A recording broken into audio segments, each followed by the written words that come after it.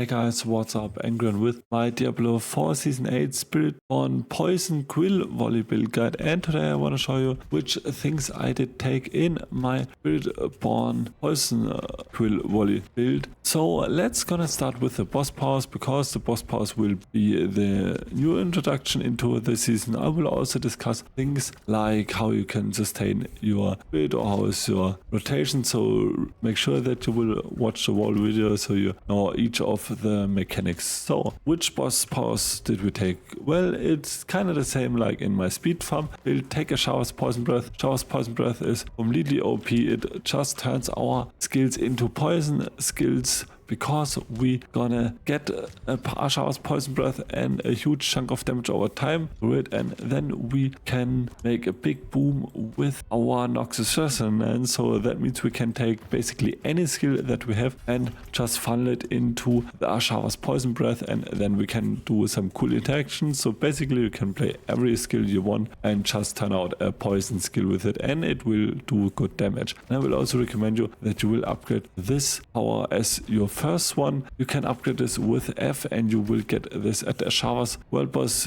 Ashava is really common as a world boss. So also you got the Synergized Flames. You will get more damage the more elemental resistance from bonus you have. So make sure that you are capped at your ailers. Right now I'm not capped because I'm changing my gear out all the time. And also get the Wandering's Death chest beam, also a world boss. So your main boss power instantly executes non-boss enemies hit with less than 50% life, so that's really important. And we're also gonna get 25 primary resource that will be really important in the pit in order to execute the enemies, get faster to the end boss, and also get some resource back. And then we're also gonna have the Andal's Flaming Skull that will give us more damage over time. You will get this from Andal and just kill her on Torment 1, for example. So upgrade your Ashava's Poison Breath first, then Andal's Flaming Skull, then Wandering's Death chest beam, and then Synergized Flame.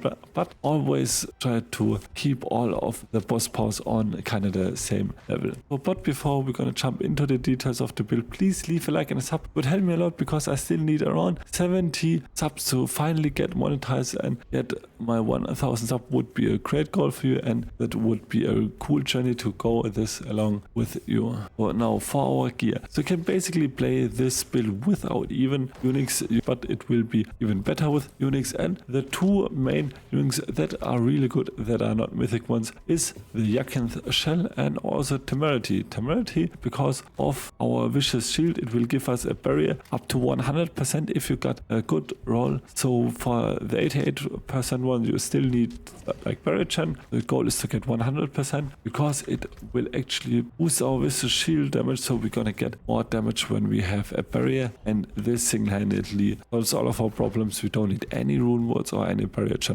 if we're gonna have 100%. And also it has some nice death stats. It has a chance to heal us up to 192 life, so give us healing received. And because of our Paragon legendary node, the Bitter Medicine, we will always get the 40% more poison damage if we're gonna heal up to 100% of our life, and then we're gonna poison the enemies. So that's also really nice. And the Yakinth Shell, yeah, it's basically our biz chest in it, because we can basically reduce all of our active cooldowns. It will drain a lot of our life, but because we're always spending our vigor and we're gonna have temerity, we have so much life rate that we will basically fine. And it also has total armor and damage reduction while we're injured, but thanks to total armor and the flat armor, we can boost our aspect of unyielding hits, which is also really nice. So I got 85% with basically only Yakinth Shell and then Juggernaut's Helm, but besides that, it's really great. So these are the kind of two main units that you want to get. You will get this from Lord Seer and also this from Lord Seer, so really good. You can also get things like Jen's Blessing for boots, but you don't really need them. Later in the stages, when you are at the mythic version, try to get a Hair of Perdition. It will greatly boost your damage, but other than that, and just stay on your legendary ones. So also for our legendary in generals, until you got a Hair of Perdition, take a helmet. If you're not on the armor cap, just take a disobedience aspect. I still have the wrong aspect in it. And for your stats, take cooldown reduction, some kind of rest, so you're gonna get max res, armor, and also for your tempers get some res and also some vortex size. So for your gloves you want to have dexterity, damage over time, and also crit strike damage, and for your tempers also critical strike damage, vortex size, and for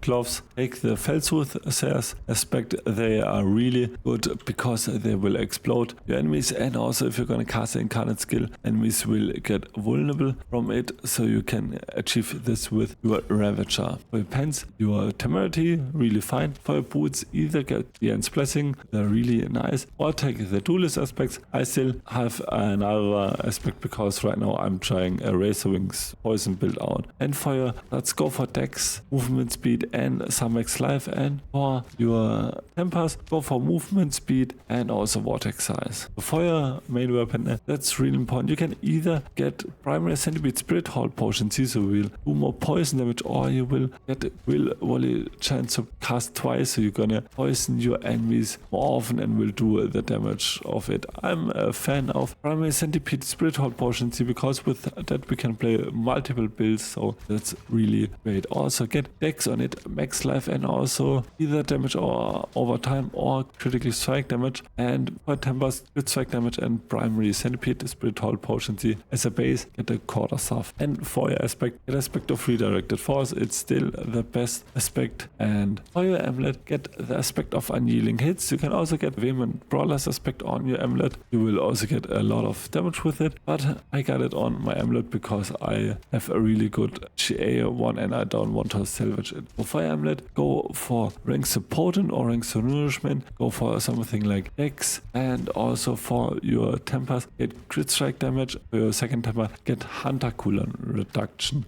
And for your aspect of annealing hits, I think you need around 1500 or 2000 armor to maximize the aspect. Just take some armor and you're good to go. So for your first ring, you're gonna get the aspect of Plains Power. So because of the aspect of Plains Power, we always gonna have the cool ring, and we're gonna have our maximum velocity charges. And for stats, go for crit strike damage, max life, and also tech speed or crit chance. And for tempers, go for crit strike damage and hunter cooldown reduction. Also take the same things for a second ring, and for a second ring get the vehement brawlers aspect or aspect of annealing hits, and then you are good to go. So how can we solve our spirit problems? Well, as you can see, I also still have problems to maintain my spirit by 100%, but as we also need to cast rock split every 30 seconds, we just need to weave in a rock splitter. But you have several mechanics to get more of your resource back. First of all, you can get gloves with chance to restore primary resource. That's really important. Also get some resource cost reduction on your rings on it. Then also take the Ravager with a measured Ravager, so we're gonna have more vigor generation. Also get 3 points in a vigor, so we're gonna have also more vigor generation. So it also takes the fitness cliff in it, so you will get 3 vigor when you critical strike, and you should just level up a bit, get better gear, and as I said, get resource cost reduction on both of your rings and get a chance to restore your resource on your gloves. That would be really helpful for you,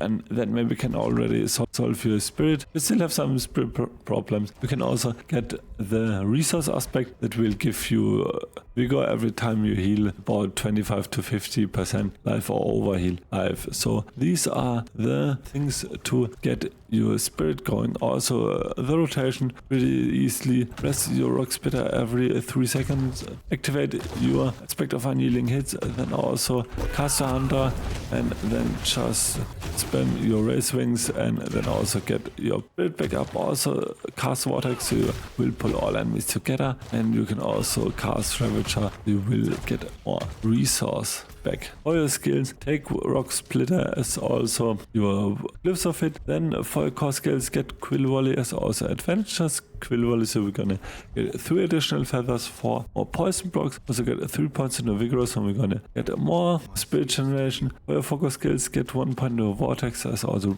replenishing vortex. Get either 1 or 2 points into mirage as also 3 points on unrestrained power for more damage. 3 points of focal point, apex, and diminishment for more damage reduction as also more damage while enemies are vulnerable. Get 1.0 Ravager as also measured Ravager. You can also take Toxic Skin if you want, but we still need to kinda get the Spirit. But defensive skills, take 1.0 Endurance as also 3 points into Fuel, so we're gonna get more damage back from killing enemies. 3 points into Nourishment for more poison damage increase. 1.0 Counterattack is also Reinforced Counterattack for more crit strike damage. Take 3 points into the Silence, so we're gonna get more max life. And also for ultimate skills, take max into Hunter as also Exalted Hunter. Take 3 points into Resolution, Sustenance, Intricacy and Supremacy for more damage, more sustain and also more heal. And take 1 point into Initiative as also Spirit and Human. And also take out some points from Mirage or from Patient Guard and or from Auspicious, because you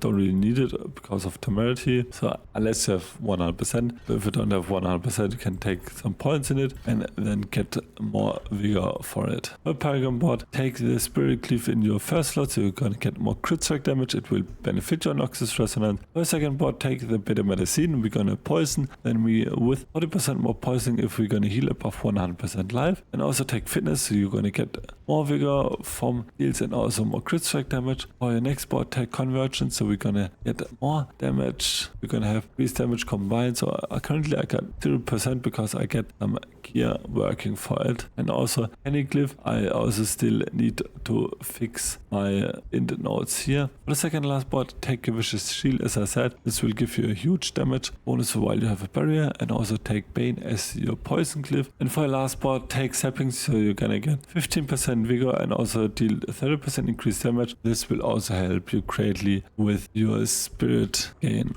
So I hope I could show you a cool build guide, and the Poison Quill Volley is definitely one of the best builds this season. If you have some further questions, please ask them in the comments down below, and also let me know how you're gonna enjoy the season. And if you like my video, please leave a like and a sub, boost my channel tremendously. Until the next video, bye.